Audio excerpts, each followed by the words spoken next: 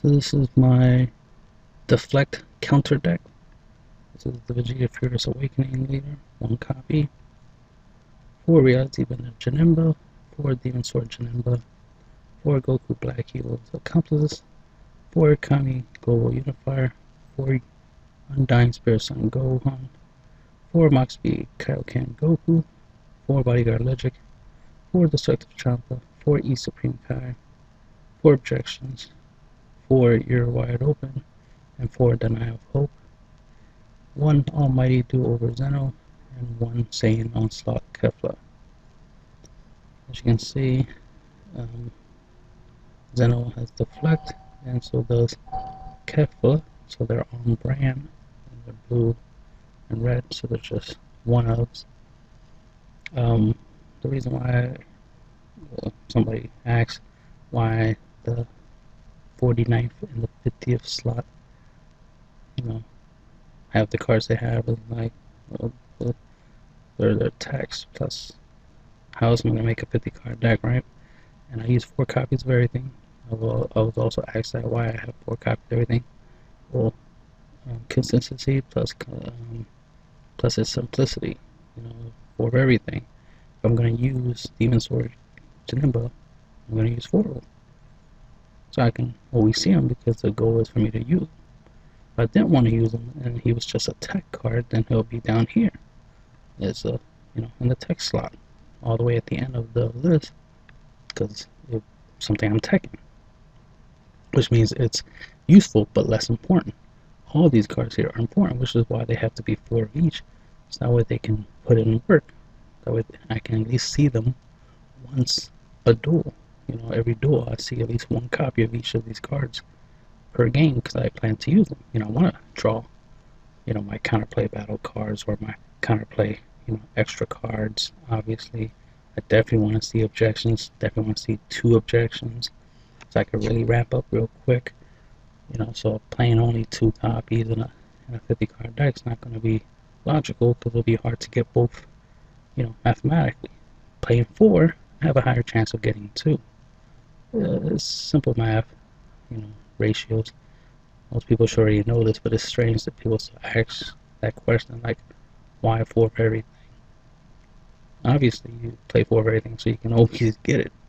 Then we can at least get 1 or 2 copies. When you wanna see less copies, that's when you play less, because you don't want to see it as often. But I want to see these cards often, so obviously 4 of everything. Definitely want to see Bodyguard Logic all the time, mainly because once I play him and attack with him, I expect him not to last too long. I expect him to get attacked or warped or something, or KO'd. I don't expect him to stay there too long. Here he did his job. Here he attacked. So having 4 copies is useful, because that means I can always guarantee, I can always, for free, play a 15k battle card that I can attack with. Plus he's a blocker, which is really good, and I consider him like the lieutenant of the decks. He's like an extra leader, in the way I play him. And the fact that I like to combo him with, Destructive Champa or E Supreme Kai, or just play him, because of course you can play him for free when your opponent has a battle card, and then play something else, play another battle card, and I have 3 attackers, because the leader, Logic, and whatever else I play, so I'm using less energy. The less energy I use, the better, because you're conserving your energy for when you want to play something. So me playing Bodyguard Logic for free, use him either as a blocker or as an attacker, and then keep my energy up for Denial of Hope or You're Wide Open, is logical. So this stuff should be self-explanatory. I shouldn't have to explain it, but it does seem like in the community some people need some explaining. So as you can see, Reality Bender Janemba, as well as Demon Sword Janemba, Kami, and Goku Black, they all have Deflect, as well as Zeno and Kefla. So that way they can't be they're unaffected by opponent's counterplays. But then you have counterplays. You have Mach Speed Kaioken, you got Sun Gohan, and you got Denial of Hope, and you got You're Wide Open. So you can counterplay your opponent. So simple, straightforward, nothing too complicated. We're using the Vegeta leader because he counts as all the colors except black. So that lets you play You're Wide Open, which requires a blue leader, and Denial of Hope, which requires a red leader. So it's a simple, easy comp out. Vegeta is the Furious Awakening is the way to go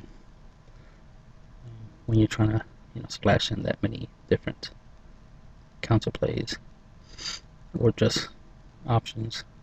Then of course he has critical on the on the front side, not the awaken side, but on the front side he has critical, and you're gonna obviously utilize that as much as possible.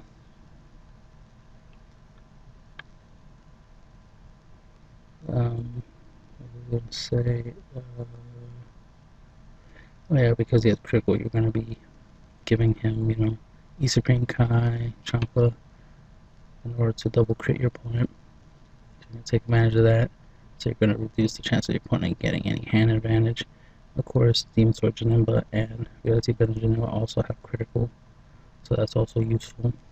You can use Champa or E Supreme Kai with them as well and double crit your opponent. Obviously this is just because it's a 2-drop 10k with Deflect. Its active main is Irrelevance. Kami, Global Unifier. It's a really good card. And it helps you get rid of anything 4 or less.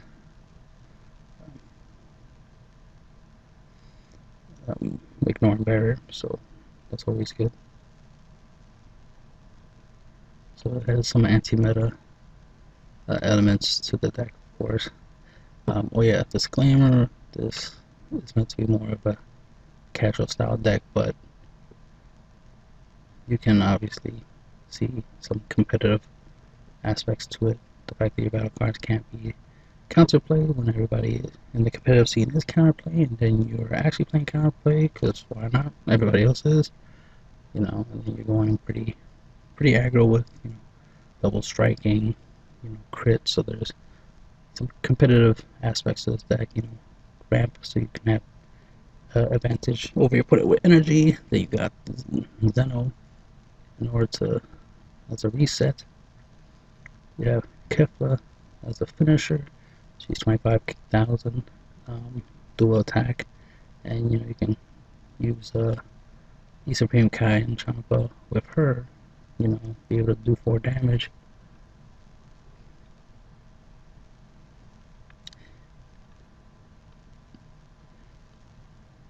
Let me see if this one he's the draw type of leader. He would have been more broken if he was the energy untapping type of leader. Because on turn 5, what you want to do is pay 5 energy to play her.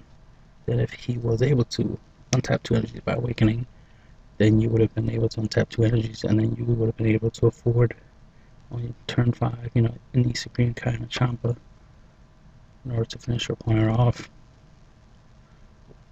But in this scenario, you're going to need about 7 energy to go off. But good thing, we have objection, so we'll be able to ramp up. And you should be able to get to that 7 energy real quick if you're going to go with this route. But that's only if you end up in that situation. More likely, just her alone is more than enough to finish off your opponent. But your real finisher will always be your leader, because you can awaken, attack with it, Champa, finish your opponent off real quick. And that's basically it. I mean, everything is self-explanatory. You got Deflect, so you can guarantee when you tap your energy to play something, you don't get countered, and then it's like, damn, I'm tapped out, you got me. Because that's what most people are doing nowadays. Is they're waiting until you make a play, then counter your play, and then they'll make their play. So the whole setup is counter play, then play.